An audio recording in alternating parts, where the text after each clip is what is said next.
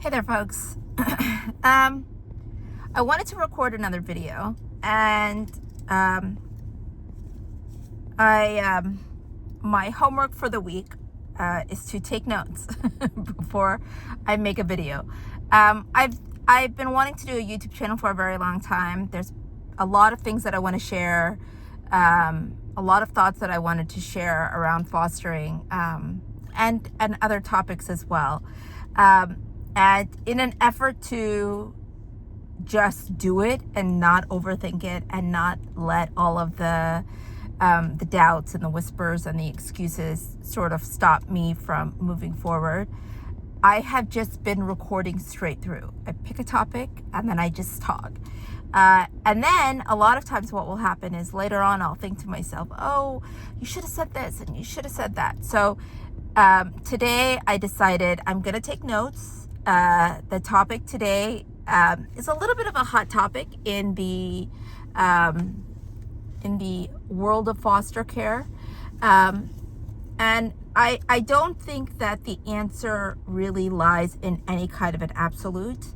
I think it's a discussion, and there's things that I would like to say to sort of add to the discussion. But by no means do I think that there is, sort of a black and white, right or wrong way of looking at this topic. But I did take notes because it is an important topic, and also one that I want to make sure I do justice to, and I express my thoughts fully. Okay, so this idea of can I foster to adopt?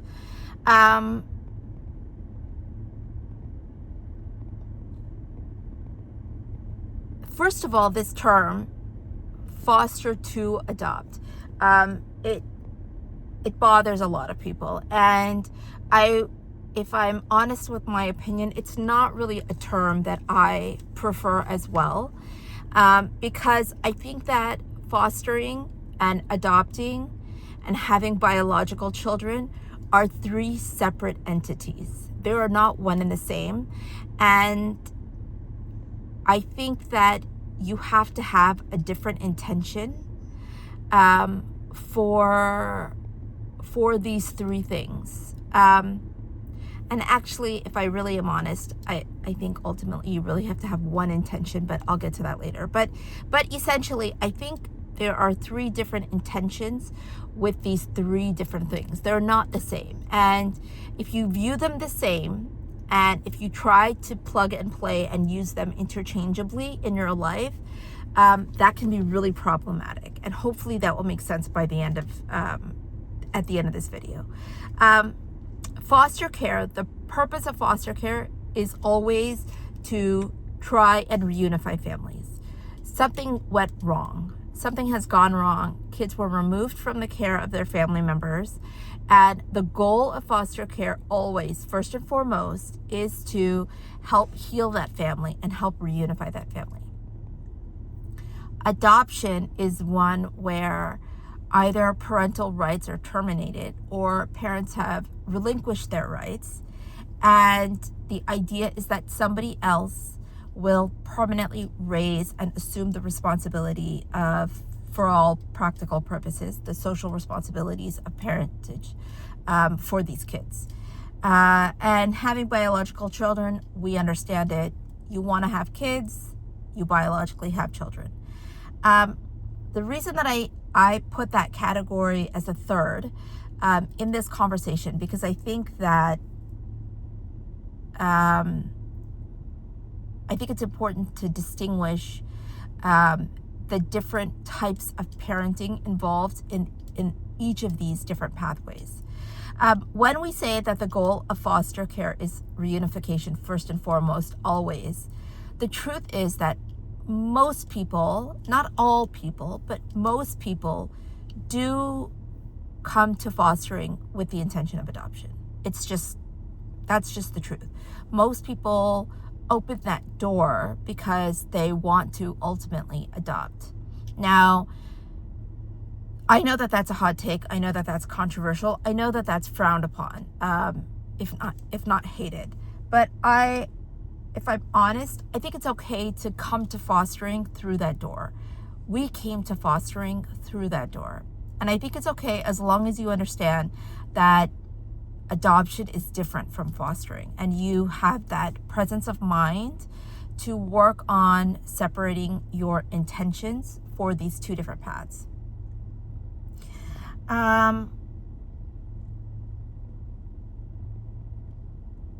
Okay, why is it important to make this distinction? Because when you have your foster parent cap on, your goal is to help heal this family. Your goal is to help hold space for this family while they're in the active process of healing and repair. If your goal is to adopt, if that's your nia, if that's your intention, then ultimately you're going to be pleased with the demise of this family.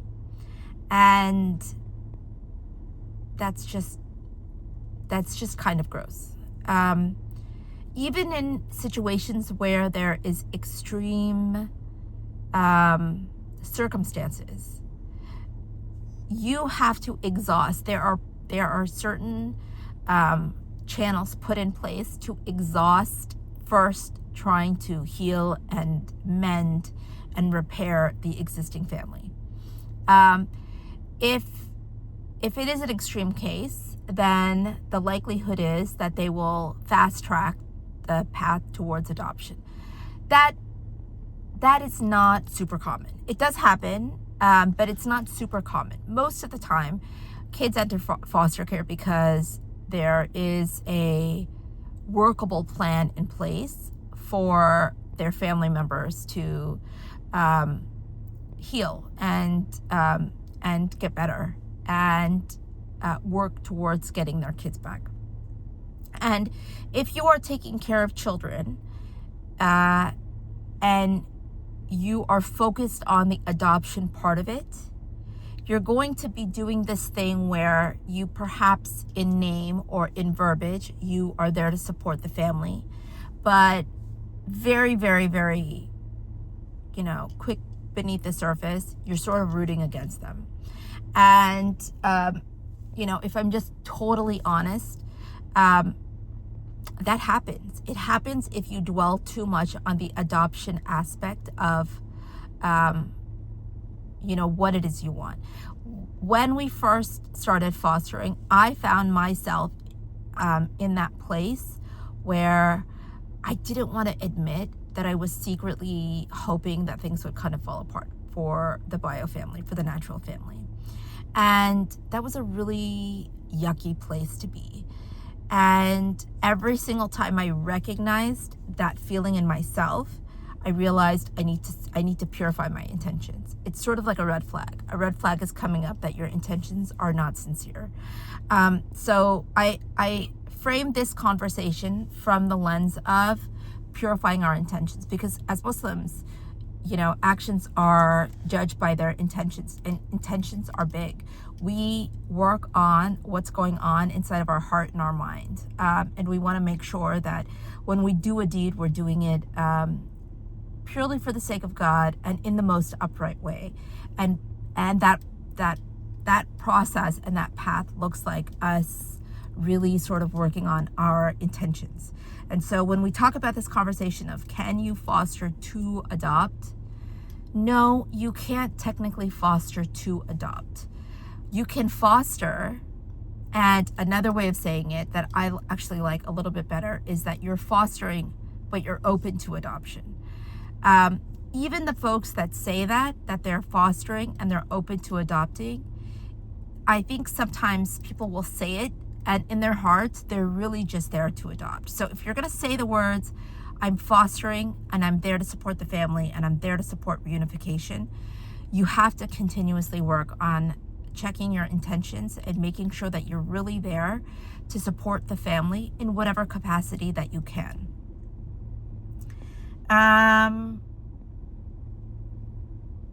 Okay, so just to be clear, I don't think that this is sort of like a one and done. I tell myself that I'm there to support fostering, to support reunification, and then I go on my way. I think it's a process that you continuously have to check back in with yourself. And what I found is that there are little trials and tests that continue to come along on that path of fostering, where Allah's giving you the opportunity to continuously purify your intentions. At least that's what I found. Another thing that I will tell you is that you should be constantly making dua. You should be constantly praying for whatever is best to happen. And you should be constantly making istikhara as well. Istikhara, I just love this prayer. I love the peace and the contentment that it gives. The truth is, I sort of split this conversation into three paths. But the truth is, really, as Muslims, we do everything with one intention, and that's to please God. We don't always know. It's not always clear to us what is the most pleasing to Allah. And what I love about istikhara is that it gives you that certainty that regardless of whatever outcome happens, you know that it's pleasing to Allah because Allah's willing for this to happen and you've prayed for that. So I find istikhara very comforting, and it gives me a lot of peace with whatever the outcome is. We know that whatever the outcome is, this is what Allah willed. But istikhara really gives me a stronger sense of peace and contentment with that outcome.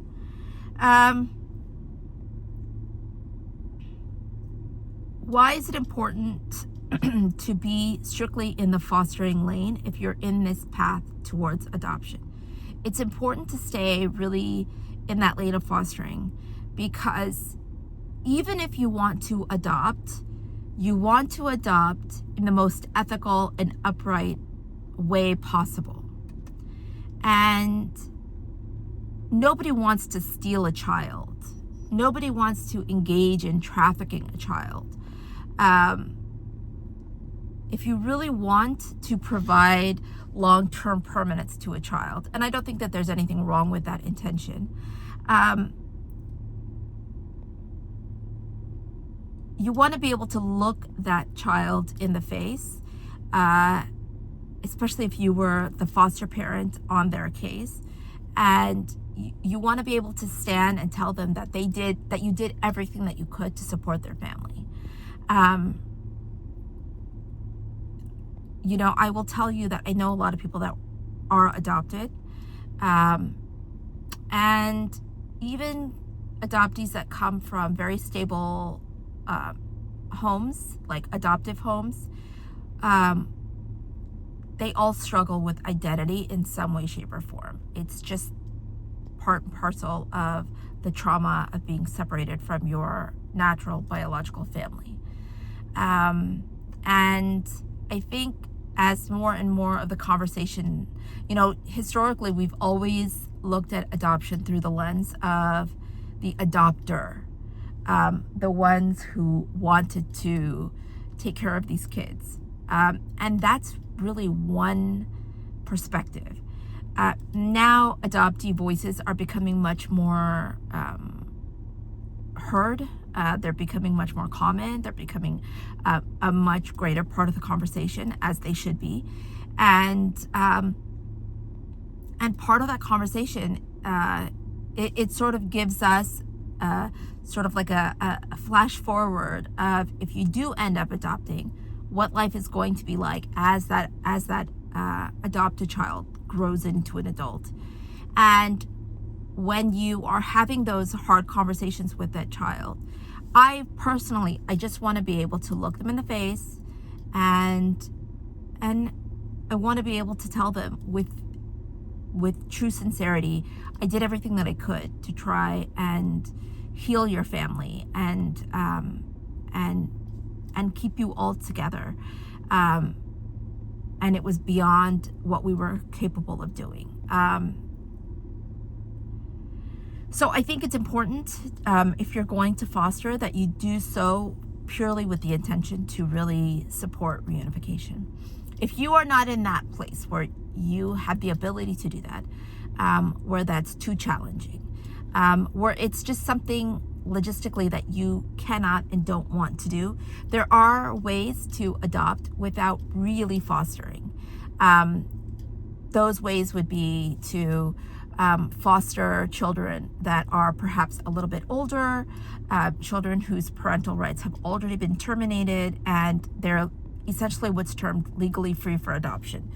Those kiddos already are seeking adoptive homes. Sometimes there will be foster homes that want to only foster. They're not really there to adopt.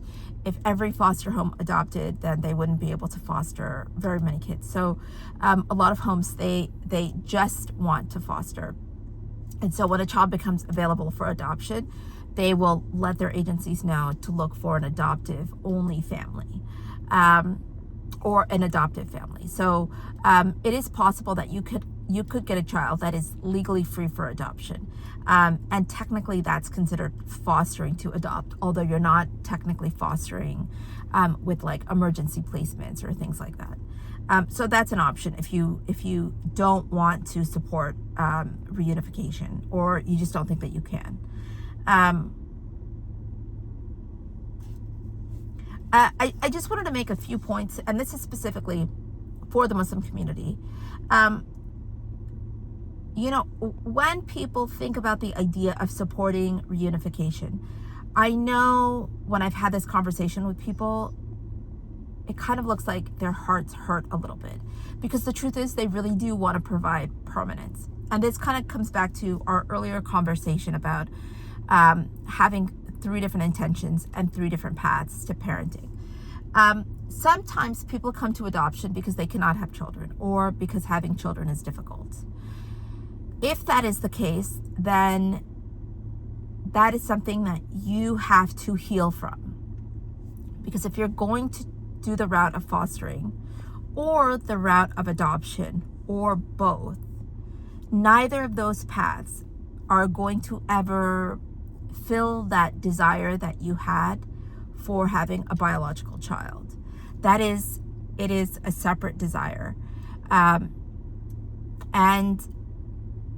these kiddos who are going through the trauma of being separated from their families, and also whatever other residual trauma they're going through, it is not their job to fill that void or that need.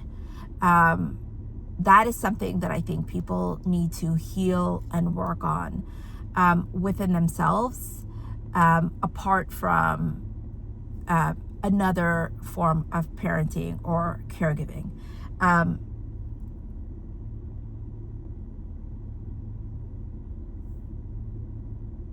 totally lost my train of thought. Okay, so when we talk specifically about fostering and adopting, and sometimes people feel like, I don't want to support reunification because I really just want kids of my own. That to me is a little baby red flag that you have some healing work still to do. Because the truth is, parenting needs to be done not out of ego and not out of what we get from it, but parenting is something that we do for children. Caregiving is something that we do for children, regardless of which path you take, regardless of whether you foster, whether you adopt, or whether you have biological children. Unfortunately, most people that have children biologically don't ever really reflect on parenting not from a place of ego. So many of them do parent from a place of ego, which can be extremely problematic, because when you parent from a place of ego, you're doing it because it feeds you in some way. And if it feeds you, you have expectations. You have things and needs that you need to have met. And it's not the child's responsibility to feed us in any way, shape, or form, or to fill gaps within us. So if you want to have biological children and there's something that is not allowing you to have that is something that you kind of have to work on healing within yourself and come to peace with, outside of a journey to adopt. If you do decide you still have something to contribute, that you still want to help in some way, that you have the capacity to take care of children, then part of the conversation also has to be a conversation around risk. And children are a risk. They're a provision that Allah provides. And we know with provision that there is nothing that can stop it from coming to you. And there is nothing that can make it come to you. You can do all the right things. You can go to the best schools. You can plump your resume up in the best possible way and not get the job. And you can also do all of the wrong things and still be given whatever the risk is, right? That's just how this life works, and that's just how Allah chooses to test us. And it's important to remember that with our kids, we can do all the right things, and the result will not always equal what this image or this expectation that we have in our mind. Likewise, sometimes we can do all the right things and we won't end up having children, or we won't end up keeping the children. The end is from Allah. The planting and the sowing and the doing of the thing, that's the ball that's in our court. And it's important that we always remember to do whatever is upright and good. And so when we say we support reunification, there is no losing the child because you supported reunification too much. That's not a thing. If a child is meant to come to you, that child will come to you. That's part of your risk. And if a child is not meant to come to you, it doesn't matter what you do, it's not going to come to you. The only thing that you could do is live your life trying to please Allah in the best way that you can and to be as upright as you can. And so for me, the more that I pour into natural families when I'm fostering, I don't feel like let me correct that. I'm human, so sometimes I do worry that, oh, if I do this, this child may be taken away from me. And as soon as I start to have those thoughts, it's kind of a reminder to myself, hey, that's not how this works. You have to do what you think is the right thing to do. And you have to do what you think is best for this child. And the result is up to Allah. And my goal here is to do whatever is most pleasing to Him. That ultimately is the goal. So when we talk about having 3 different intentions for 3 different types of parenting, the truth is we really should have one intention, and that is just to do whatever is pleasing to Allah and be open to receive whatever it is that Allah gives towards us.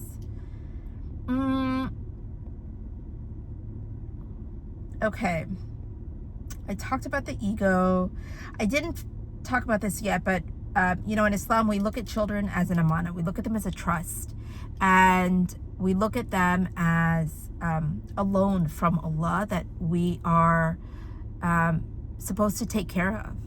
And it's up to Allah whether or not He gives us that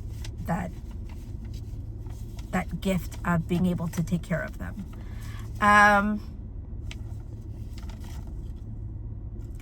One of the ways that ego-driven parenting can infiltrate into adoption, and you know that it's ego-driven parenting, and that is because you will hear these stories of children who become unadopted.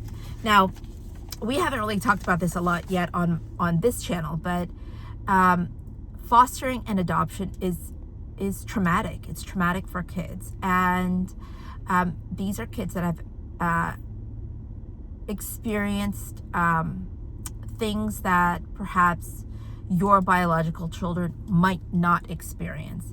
And so the result of that is that there are behaviors a lot of times. And sometimes those behaviors can be very difficult for parents to manage. But also, I think sometimes adoptive parents are coming in with this framework that is already problematic to begin with.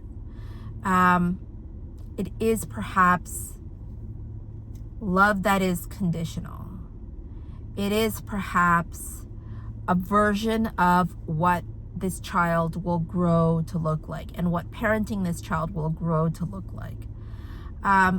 Sometimes I think the quote unquote rehoming of the children, and we don't like to use that term because that's the term that you use for like animals that need to get rehomed. But essentially, when children are removed from their adopted households, which does happen all the time, by the way, I think that there is a little bit of this was more than I signed up for, and I can't do it anymore.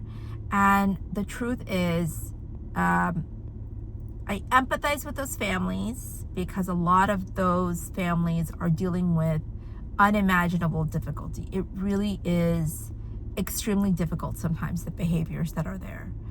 At the same time, I can't help but feel like perhaps we're setting ourselves up for failure because we're coming in with a lot of expectations. And part of those expectations might be that you're expecting that relationship to grow and that child to grow as if he or her were your biological child, and as if he or her did not go through the trauma of being separated from their birth families.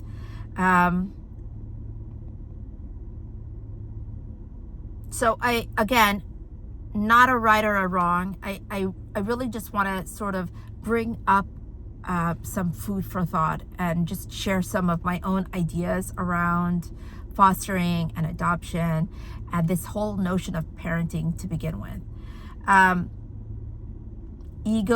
Ego-centered, parent-centered parenting, it's problematic, and it damages kids, whether those kids are adopted kids or whether they're, biological kids. Ego-driven parenting damages kids.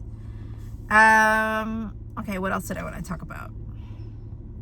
Also, I wanted to mention, there is this idea in Western culture that other people complete us, like our partner completes us. This idea of romantic love that completes us. Or there's this idea of children completing us, right? And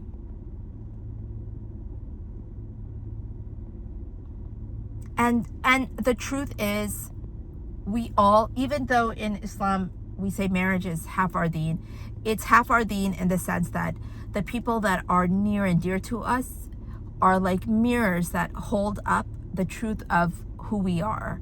And if you don't have people around you, like a spouse, you sometimes don't get that mirror held up. So it's an opportunity for you to see yourself for who you really are. But it doesn't complete us in that Western notion of I have these gaping holes and that person fills me up. And I think sometimes Western culture also sort of has this idea with respect to having kids. And I do think that there's a natural yearning and desire to have children. We know that that's true. We know that that's it's prophetic. We know so many examples of prophets who had this desire to have children. But I also think that we need to examine any part of that brokenness that we carry with us in the form of expectations on the kids that we do end up caring for sometimes.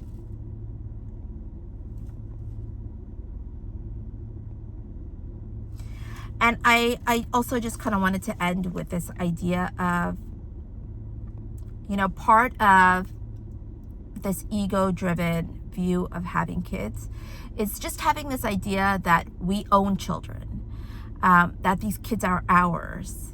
I And the truth is, in Islam, that's not the belief that we have. We believe that Allah owns all of us, and that children are loaned to us for a certain period of time. It could be very brief, and then Allah will take them back. Or it could be for a very long period of time. But that's really up to Him. Because at the end of the day, He is the owner of this world and everything in it, including our children. They're not ours, they're His. And it's up to Him to decide how long they will be with us. And I carry that sentiment with me when I foster as well. I carry that feeling of, however long they are meant to be with me, that is exactly how long they will be with me, whatever is written, not a second more and not a second less. It's not decreased by any other external factor. It's not decreased because I did what I could to help heal this family. It's not decreased because of anything that somebody does to have children removed from my home. Whatever was written, and nobody and nothing in this world can change that. And that's true of my biological children. That's true of my foster kiddos. I just want to end with, we're asking this question: can you foster to adopt? And the truth is, I almost wish that everybody would foster, or at the very least, everybody would really view the lessons that are learned from fostering. Let me rephrase that. I think there's lessons that you could only really learn. There's wisdom that comes that you really can only get through fostering. And I think every parent would benefit from those lessons, even parents that don't foster, even parents that don't adopt. I think the lessons that I learned as a foster parent greatly impact and improve the relationship that I have with my own biological children. And so, do I think that everybody should come through the door of fostering? I think a lot more people should come through the door of fostering, and I think it would really shape us and mold us into better parents in general. I took notes. I still ended up talking for a long time, and I still am walking away feeling like there was a lot more I wanted to say on this topic. But I hope at the very least, this is like a good part one to the conversation about whether or not you can enter the world of fostering through the desire and through the lens of being a hopeful adoptive family.